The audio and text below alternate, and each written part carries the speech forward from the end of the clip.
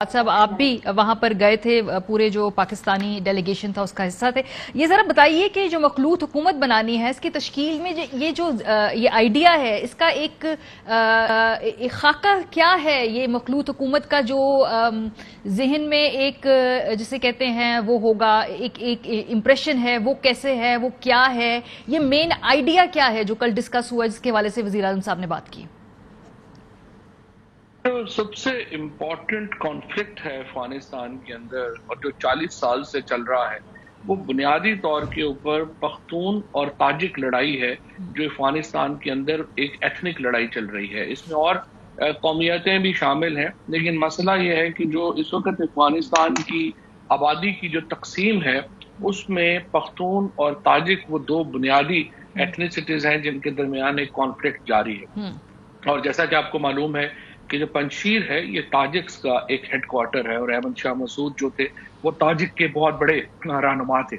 इस वक्त ये जो इमाम अली हैं जो ताजिकिस्तान के सदर हैं, वो ताजिकिस्तान के सदर तो है ही हैं, लेकिन उनको जो तमाम दुनिया के ताजिक हैं वो अपना रहनुमा मानते हैं। He is considered father of Tajik nation. तो जो बुनियादी इस वक्त मसला जो इस रीजन में चल रहा है उसमें जिस तरह से आपको मालूम है कि पाकिस्तान ने ये हमेशा बात कही है कि एक रीजनल अप्रोच लेनी चाहिए, और हमने ये भी शुरू से कहा कि हम अफगान हुकूमत को तस्लीम करने का फैसला भी कलेक्टिव करना चाहते हैं, एक यूनिलेटरल फैसला नहीं करना चाहते।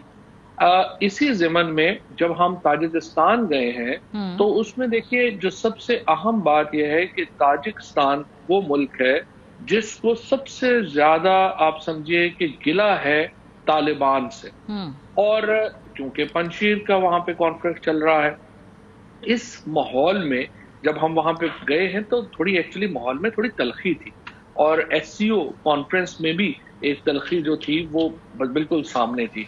लेकिन जब प्राइम मिनिस्टर साहब की मुलाकात हुई इमाम अली साहब से, इमाम अली रहमान साहब से, और ये सारा एक सिलसिला जो है वो शुरू हुआ और वजीर आजम साहब ने पूरी जो एक पस मंजर है वो उनके सामने रखा, और इसके बाद उन्होंने उसका हल कहा। प्राइम मिनिस्टर ने, आपको याद होगा, जो आरटी से उन्होंने पहले की इंटरव्यू किया, उससे पहले उन्होंने यहाँ CNN से इंटरव्यू किया था, उसमें उन्होंने यही बात कही थी कि जब तक ये मुख्तलिफ नस्ल लोगों की हुकूमत नहीं होगी अफगानिस्तान में, यहाँ स्टेबिलिटी नहीं आ सकती।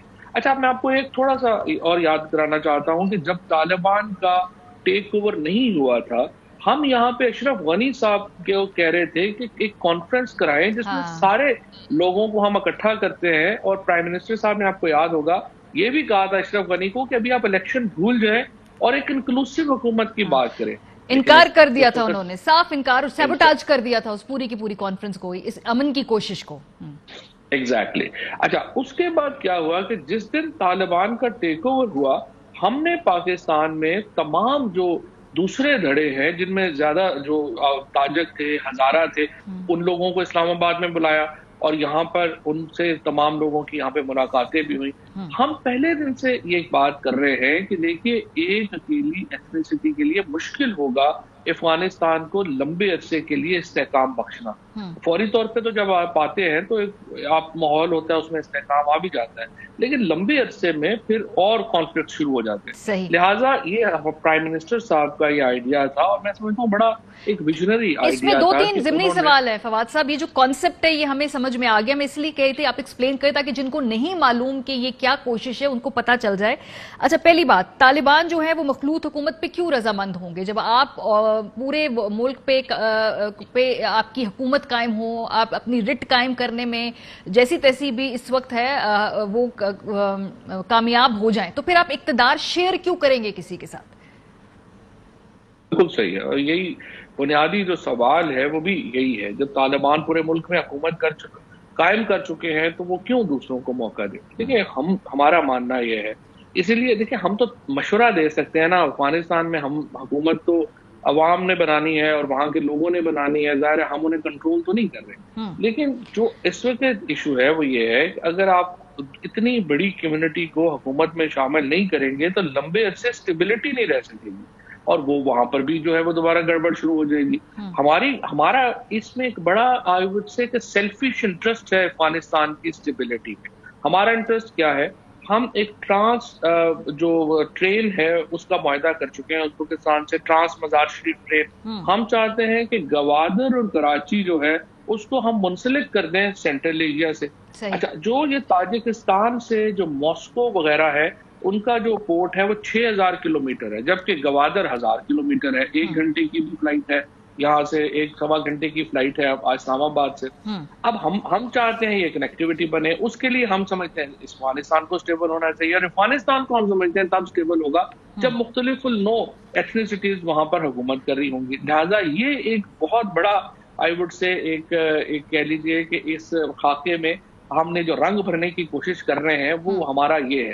اور اس طرف سے دوسری، آپ نے صرف ایک میں بات کہوں گا کہ آپ نے عمران خان صاحب کا جو کلپ سنایا، لیکن جو تاجک صدر تھے امام علی رحمان، ان کا چونکہ ظاہر اس میں تھا، تاجکی میں تھا، درری میں تھا، تو وہ یہاں پہ نہیں آیا. اس میں انہوں نے یہ بات کہی کہ دیکھیں اور یہ پہلی بار تاجک صدر کی طرف سے بات آئی. انہوں نے کہا کہ وہ یہ چاہتے ہیں کہ جو پختون ہیں اور دوسرے تاجک ہیں اور جو دوسرے لوگ ہیں وہ they should speak in one language, ایک زبان میں بات کریں.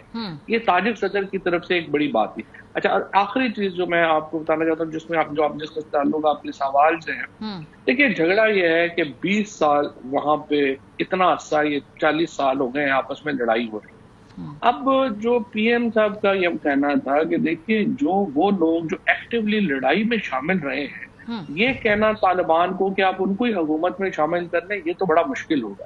لہٰذا ہمیں، اور جو تاجک صدر نے پھر اپنی پریس کانفرنس میں یہ بات کہی، انہوں نے یہ کہا کہ ہمیں نئے لوگ جو ہیں ان کو حکومت میں لانا چاہیے اور نئے لوگوں کو لے کے آنا چاہیے. تو یہ ایک کمپرومائز ہے جس کی طرف ہم جا رہے ہیں، اور یہ بڑی کامیابی ہوگی. یہ جو کمپرومائز کی آپ بات کر رہے ہیں، یہ جو پاکستان نے یہ جو تجویز پیش کی ہے، کیا اس پہ پہلے سے کام کر کے ہم یہاں سے گئے تھے، یا ابھی تجویز جو وہاں پہ پیش کی اس کے بعد ہم یہ بیک ڈور یا جو بھی اس کے بارے میں مذاکرات کرنے ہیں یا مشورہ دینا ہے، یا جو بھی ہمارا انفلوئنس اگر ہے کوئی اس پورے پروسیس میں تو پھر وہ ہم ایگزرٹ کریں گے، یا پہلے بہت سارا کام ہو چکا ہے اس کے بعد یہ تجویز رکھی گئی ہے تاجک صدر کے سامنے؟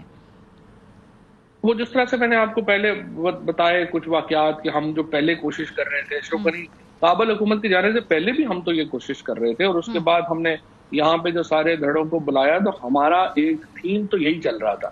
لیکن دیکھیں یہ تھیم میں جو کامیابی ہے نا، یہ تب تک نہیں ہو سکتی تھی جب تک تاجک صدر اس کے پیچھے نہ کھڑے ہوں، کیونکہ ان کی جو حیثیت ہے اس وقت تاجک ایک اس میں ایتھنیسٹی میں یا تاجک قوم میں، وہ اور کوئی اور انجوائے نہیں کرتا.